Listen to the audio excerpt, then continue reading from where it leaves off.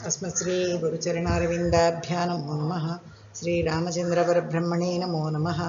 चूडामणिकृतविदुः बलैकृतवासुकिः भवो भवतु भव्याय लीलाताण्डवपण्डितः। इदानीम् अद्य चर्चाविषयः अस्माकं चिन्तनविषयः तेजसः निरूपणम्। न्यायसिद्धान्तमुक्तवैयां विश्वनाथपञ्चरेणैः किमुक्तमिति अद्य किञ्चित् चिन्तयामः। उष्णस्पर्शः तेजसस्तु स्याद्रूपं शुक्लभास्वरं नैमित्तिकं द्रवत्वं तु नित्यता च पूर्ववत् इति कारिका वर्तते। तेजसः इत्युक्ते अस्माकं ज्ञातमेव नवद्रव्य पृथिव्यप्तेजो वायुः पृथिवी अप तेजः इति। तत् तेजसः उष्णस्पर्शः स्वभावः भवति। अतः उष्णस्पर्शवत्वं तेजसः लक्षणम् इति वक्तुं शक्यते। स्याद्रूपं शुक्लभास्वरं रूपं स्यात् रूपं शुक्लभास्वरं स्यात्। रूपं कथं भवति शुक्लभास्वरं भवति।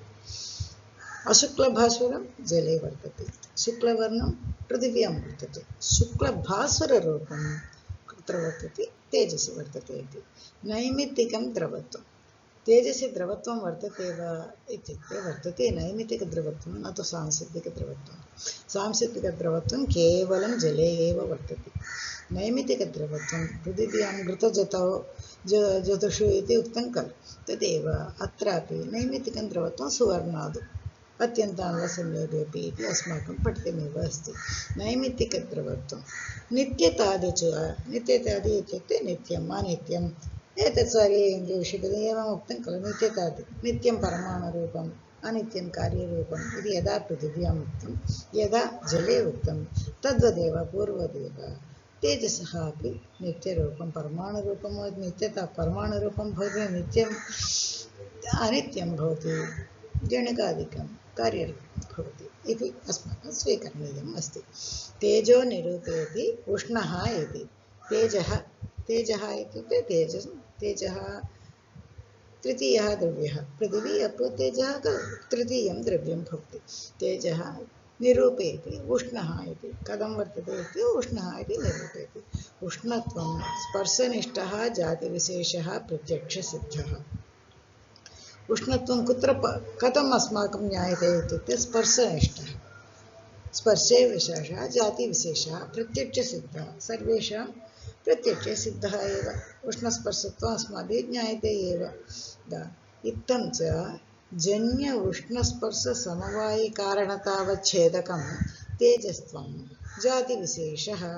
यदि अस्माकं दृष्टं पृथिव्यां जले तेजसि वायौ च नित्यता अनित्यता वर्तते। परमाणुरूप कार्यरूप इति वर्तते। नित्यं परमाणुरूपं वर्तते, अनित्यं कार्यरूपं वर्तते। यदि जलत्वसिद्धिः कथं सिद्ध्यति? अस्माकम् एव जलत्वं तेजस्त्वसिद्धिः कथं भवति? यदा अस्माकम् उष्णस्पर्शेन ज्ञायते वर्तते तेजः इति, तदा वयं किं वदामः? समवायसम्बन्धावच्छिन्न उष्णस्पर्शत्वावच्छिन्न उष्णस्पर्शनिष्ठकार्यतानिरूपित तादात्म्यसम्बन्धावच्छिन्न एवं वदामः खलु। कारणतः तेन जातिः सिद्ध्यते इत्येव खलु वयं वदामः। यदि वदामः चेत् तत्र कथं भवति इत्युक्ते अनित्यतेजसः एव जातसिद्धिः भवति। नित्यतेजसः जातिः तेजस्वजातिः सिद्ध्यते न। अनित्यतेजः एव तत्र भवति। यदा अनित्यतेजः एव उष्णस्पर्शस्य कारणं भवति खलु। अतः किं वदामः? समवायसम्बन्धावच्छिन्न उष्णस्पर्शत्वावच्छिन्न कार्यतानिरूपित तादात्म्यसम्बन्धावच्छिन्न कारणता कुत्र वर्तते? अनित्यस्पर्शे अनित्यतेजसि वर्तते। तदा अनित्यतेजसि यद्वर्तते अनित्यतेजसः कारणं किं भवति? समवायिकारणं तादात्म्य समवायिकारणं किं भवति? तत्र नित्यतेजः भवति। अतः पुनः अस्माभिः वक्तव्यं भवति अनित्यतेजसमवायसम्बन्धावच्छिन्न अनित्यतेजस्त्वावच्छिन्न अनित्यतेजोनिष्ठकार्यतानिरूपित तादात्म्यसम्बन्धावच्छिन्न कारणता कुत्र सिद्ध्यति? तेजस्त्वजातो सिद्ध्यति। एवम् अस्माभिः स्वीकरणीयं भवति। तदेव उक्तम्। इत्थं च जन्य उष्णस्पर्शम् अनित्य इत्युक्ते जन्यं खलु जन्यम् अनित्यं भवति जन्य उष्णस्पर्शसमवायिकारणतावच्छेदकं तेजस्त्वं जातिविशेषं ये तस्य परमाणुवृत्तित्वं तु जलत्वस्यैव अनुसन्धेयं यदा जले अस्माभिः कृतं तदेव अत्र परमाणुवृत्तित्वं तेजसि अपि अस्माकं परमाणुत्वं तत्र तेजस्सिद्धिः कथं भवति इत्युक्ते अनित्यतेजस्त्वेन नित्यतेजस्सिद्धिः भवति तदा जन्यतेजस्त्वेन परमाणुतेजस्सिद्धिः भवति इति स्वीकरणीयं भवति न च उष्णस्पर्शवत्वं चन्द्रकिरणादौ अव्याप्तम् इति वाच्यं तत्रापि उष्णस्य सत्त्वात् यदि उष्णत्वमेव उष्णत्वमेव तेजसः लक्षणम् इति वदामः तदा चन्द्रः अपि तेजः एव खलु चन्द्रकिरणादौ अव्याप्तं खलु चन्द्रकिरणादौ तु उष्णस्पर्शः न प्रतीयते खलु तत्र अव्याप्ते इति न वक्तव्यं किमर्थं न वक्तव्यम् अस्माकं तु उष्णस्पर्शः प्रतीयते न खलु तत्र उष्णस्पर्शः अस्ति इति कथं वक्तुं शक्यते इत्युक्ते तत्रापि उष्णस्य सत्त्वात् ग्रन्थकारः वदति चन्द्रकिरणादौ अपि उष्णः वर्तते एव यदि वर्तते चेत् कथं न प्रतीयते इति अस्माकं प्रश्नः भवेदेव खलु किन्तु तदन्तःपादिजलस्पर्शेन अभिभवात् अग्रहः तदन्तस्पादे चन्द्रकिरणेषु अन्तः जलपतनं भवति शीतः वर्तते जलस्य शैत्यं गुणं खलु शीतस्पर्शात् तेन अभिभूतः भवति उष्णः शैत्यं तत्र अधिकं वर्तते इति कारणात् तेन शैत्याधिक्येन तत्र जलस्पर्शतात् आधिक्येन दन्तपादिजलस्पर्शेन तत्र उष्णत्वम् अस्माकम् ग्रहणं न भवति अस्माकं प्रतीयते इति वदन्ति एवं रत्नकिरणादौ पार्थिवस्पर्शेन अभिभवात् चक्षुरादौ च अनुद्भूतत्वात् अग्रहः एवं रत्नमपि तेजः एव खलु रत्नकिरणादौ किमर्थम् उष्णस्पर्शः न प्रतीयते इत्युक्ते तत्रापि पार्थिवस्पर्शेन तत्रापि रत्नं पार्थिवमपि भवति खलु पृथिव्यामेव लभ्यते खलु अतः तत्र पार्थिवस्पर्शः पार्थिवभागाः रत्ने वर्तन्ते खलु तेन अभिभूतः भवति उष्णस्पर्शः अतः अस्माकम् अग्रहः भवति तथैव चक्षुरादौ चक्षुरेन्द्रियम् अस्ति इन्द्रियाणि अतीन्द्रियाणि अस्माकं ज्ञातुं न शक्यते तत्र चक्षुषः तेजस्त्वं न वर्तते खलु भवतः लक्षणम् अव्याप्तं खलु इत्युक्ते चक्षुषः अपि तेजः वर्तते किन्तु अनुद्भूतत्वात् अतीन्द्रियाणाम् उद्भूतरूपं नास्ति महत्त्वं नास्ति अस्माकं प्रत्यक्षं न भवति इति अस्माभिः पठितमेव अस्ति तत्र अनुद्भूतत्वात् तत्र अस्माकं रूपं तदा उष्णत्वं तत्र प्रतीयते न इति उक्तम् आसीत्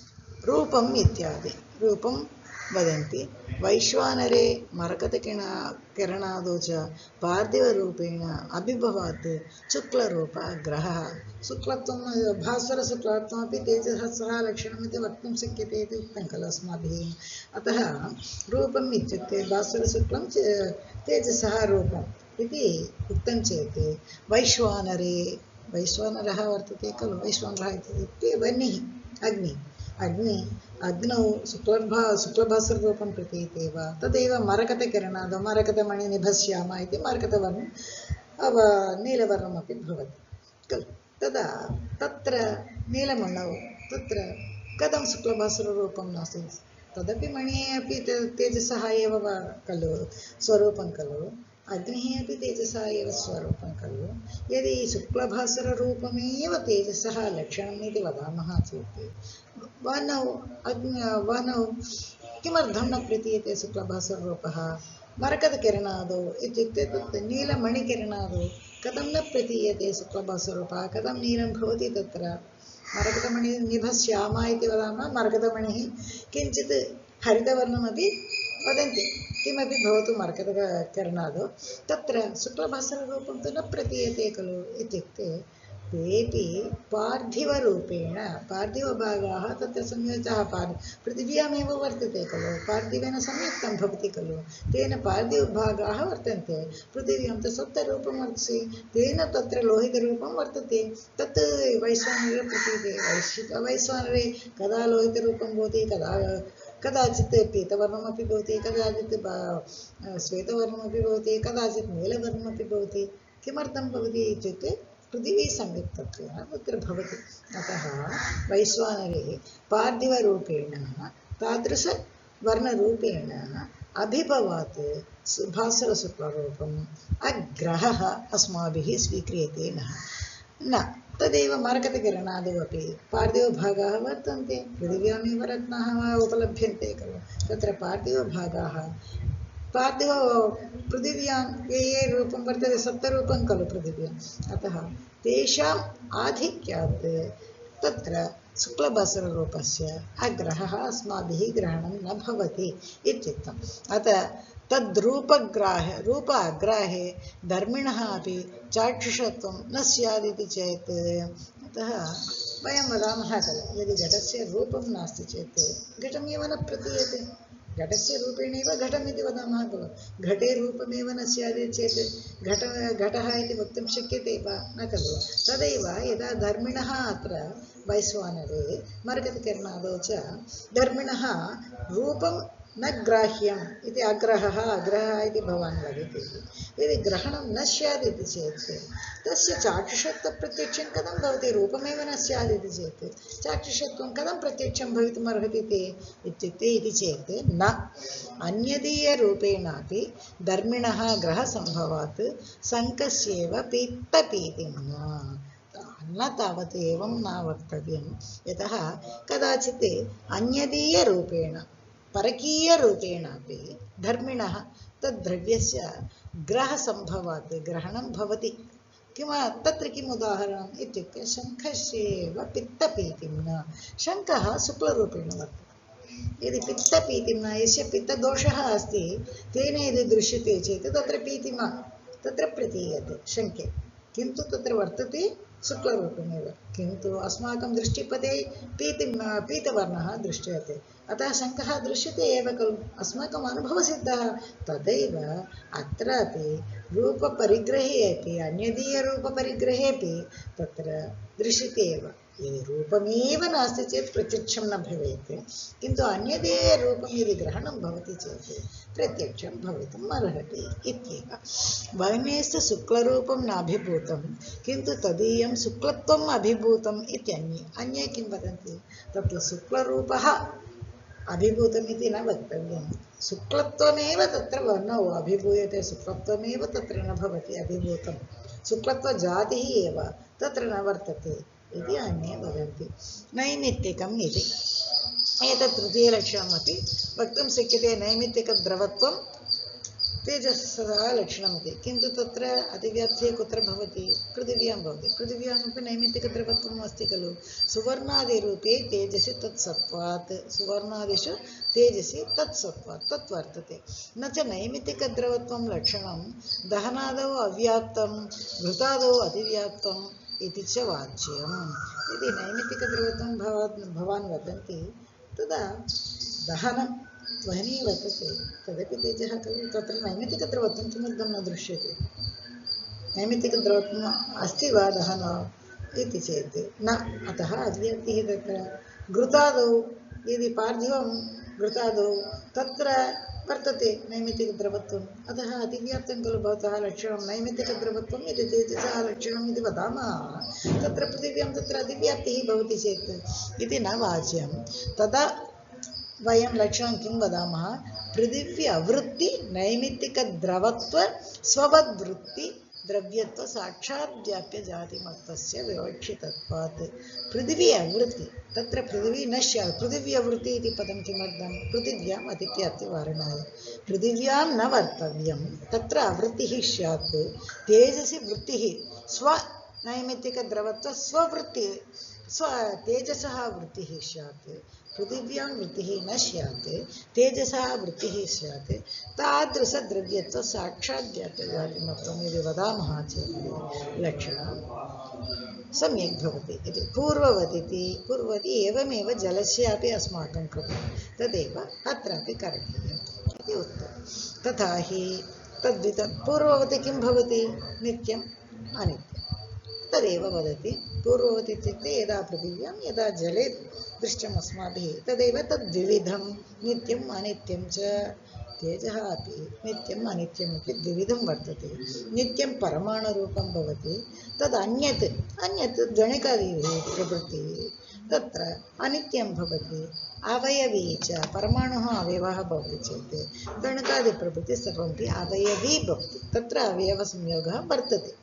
तच्च त्रिधा तच्च गणकादिकं तदा त्रस्रेण प्रवृत्तिरेव अस्माकं दृष्टिपदे आगच्छति त्रिधा शरीर इन्द्रियविषयभेदात् पुनः तत्र विभागमस्ति शरीरम् इन्द्रियं विषयम् इति शरीरम् अयोनिजम् एव पृथिव्यां तु योनिजं वर्तते अन्यत्र तु जले वायौ अन्यत् तेजसि च अयोनिजमेव भवति तच्च सूर्यलोकादौ प्रसिद्धं तादृशशरीरं तेजसः शरीरं सूर्यलोके एव प्रसिद्धं भवति इन्द्रियं नयनं वर्णिः स्वर्णादिः विषयो मतः इति कारिका इन्द्रियं किं भवति नयनम् अत्र यो विशेषः तमाह इन्द्रियमिति पूर्वम् उक्तं खलु पूर्ववती इत्युक्ते सर्वमपि पूर्वेण स्वीकर्तुं शक्यते यदा जलवत् पृथिवीवत् नित्यम् अनित्यमेव इति नास्ति अतः इन्द्रियमपि तद् न स्वीकरणीयम् अत्र इन्द्रियं तु विशेषः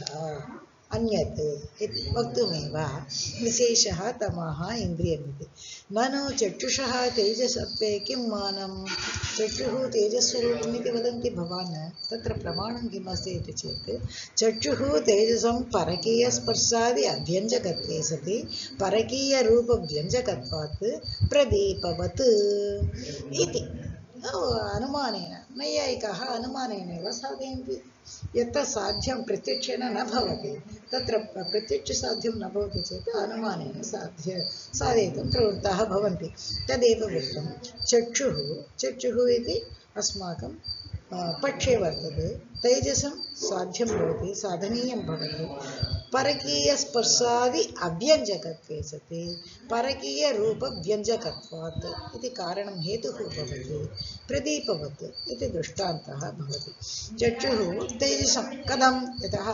परकीयस्पर्शादि अव्यञ्जकत्वे सति परकीय अन्यत्र यत्किञ्चिदपि वर्तते तत्र स्पर्शादि अव्यञ्जकं तेषां स्पर्शम् अव्यञ्जकत्वे सति व्यञ्जनं न भवति तेजसा तदेव परकीयरूपव्यञ्जकत्वात् किन्तु परकीयरूपं तु व्यञ्जयति अतः चक्षुभिः द्रष्टुं शक्यते खलु अन्यरूपाण्यपि द्रष्टुं शक्यते तदैव प्रदीपवत् यदा दीपः वर्तते तत् परकीयस्पर्शादि अव्यञ्जकत्वे परकीयस्पर्शं जानाति वा परकीयस्पर्शं तत्र व्यञ्जकं भवति वा इति चेत् नास्ति किन्तु परकीयरूपव्यञ्जकत्वात् इत्युक्ते परकीयरूपं दीपेन सर्वमपि दृश्यते खलु रूपं व्यञ्जयति खलु तदैव प्रदीपवत् इति अनुमानेन चक्षुः तेजसम् इति साधयितुं शक्यते किन्तु प्रदीपस्य परकीय अत्रापि उक्तं स्पर्श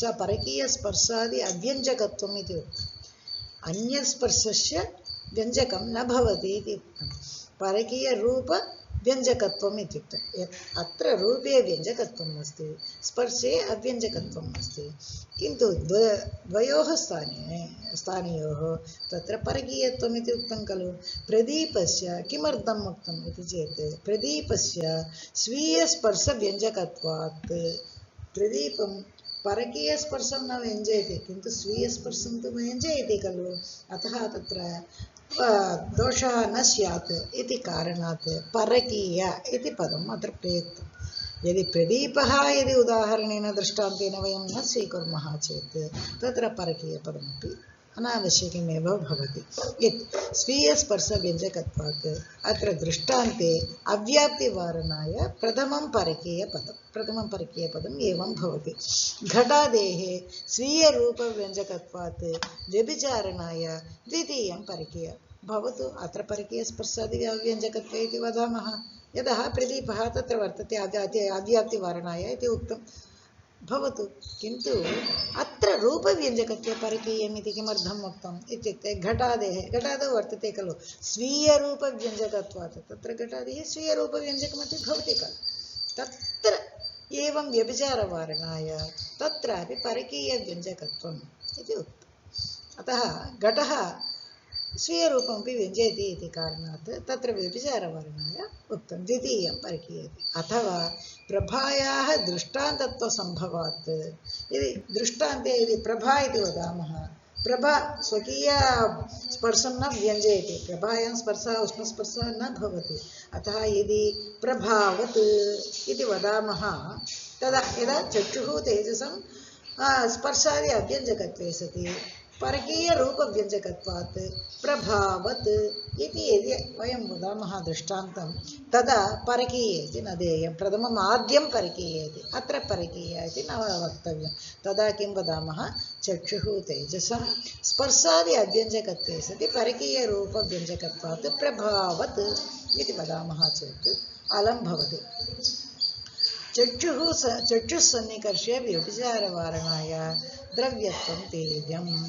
चक्षुः सन्निकर्षेण स्पर्शादि अव्यञ्जकत्वं न स्यात् खलु। स्पर्शादि अव्यञ्जकत्वे सति परकीयरूपव्यञ्जकत्वात् तत्र रूपव्यञ्जकं सन्निकर्षे अपि वर्तते खलु।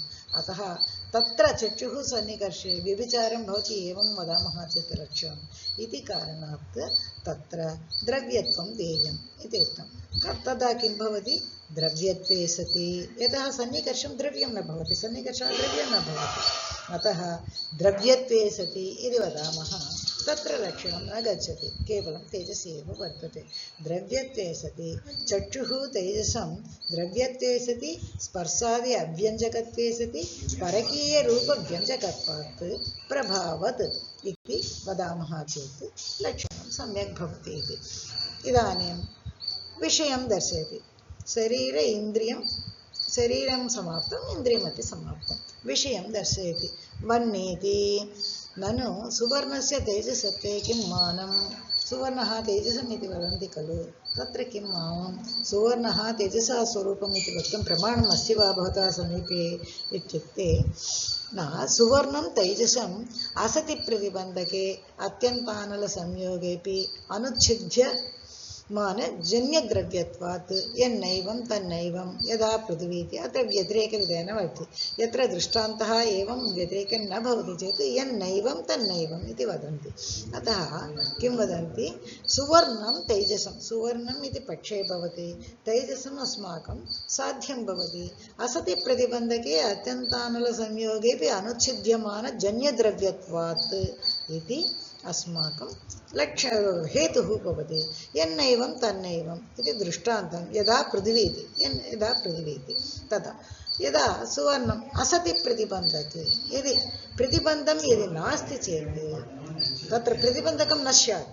प्रतिबन्धकाभावे सति अत्यन्त अनलसंयोगे, यदि अत्यन्त अनलेन संयोगं भवति, यदि अधिश्रेण्यां यदि वर्तमानः भवति चेत् तदापि अनुच्छिद्यमानजन्यद्रव्यत्वात् उच्छिद्यं भवति। सुवर्णं यदि अधिश्रेण्यामपि वर्तते, अत्यन्त अनलसंयोगे तप्तं भवति चेत् द्रवत्वं भवति, किन्तु तत्र अनुच्छिद्यमानं वर्तते वा। अन्यत्र तु द्रवं तु यदि अधिश्रेण्यां क्षिपामः चेत् तत्र द्रवं नश्यति, किन्तु सुवर्णस्य द्रवं न नश्यति इति कारणात् तत्र सुवर्णः तेजसमिति नैयायिकाः साधयन्ति। तत्र दृष्टान्तं नास्ति इति कारणात् यन्नैवं तन्नैवं यथा पृथिवी न च इदम् अप्रप्रयोजकं पृथिवी द्रवत्वस्य जन्यजलद्रवत्वस्य च अत्यन्त अग्निसंयोगनाश्यत्वात्। एवं किं वदन्ति, एतत् अप्रयोजकं लक्ष्यते। यतः पृथ्वी जलम् अस्ति, नैमित्तिकजलं मृतादौ वर्तते खलु, नैमित्तिकजलत्वं वर्तते, तदा जलरूपं वर्तते खलु तत्र अत्यन्त अग्निसंयोगे नाशः भवति खलु जलस्य अतः एतद् अप्रयोजकं खलु इत्युक्ते तदा किमर्थम् अप्रयोजकम् इत्युक्ते ननु पीतिमगुरुत्वाश्रयस्य पार्थिवाश्रयभागस्यापि तदानीं धृतत्वेन व्यभिचारः यथा पीतिमगुरुत्वं वर्तते सुवर्णे पीतिमवर्णमपि वर्तते गुरुत्वाश्रयमपि वर्तते यतः पृथ्वीभागाः तत्र सम्मिलिताः इति कारणात् यतः रूपमपि सप्तरूपमपि पृथिव्यामेव खलु वर्तते गुरुत्वाश्रयमपि पृथिव्यां वर्तते जले अपि वर्तते तदा पीतिमगुरुत्वाश्रयस्य पार्थिवभागस्यापि तदानीं धृतत्वात् तेन व्यभिचारः तदानीं यदि धृतत्वात् तेन इत्युक्ते तदा अग्निसंयोगे सति द्रवरूपं भवति चेत् इति तदा न तदा वक्तुं न शक्यते जलमध्यस्थम् अपि इक्षुदवत् तस्य अनुद्भूतत्वात् जलमध्यस्थम् अपि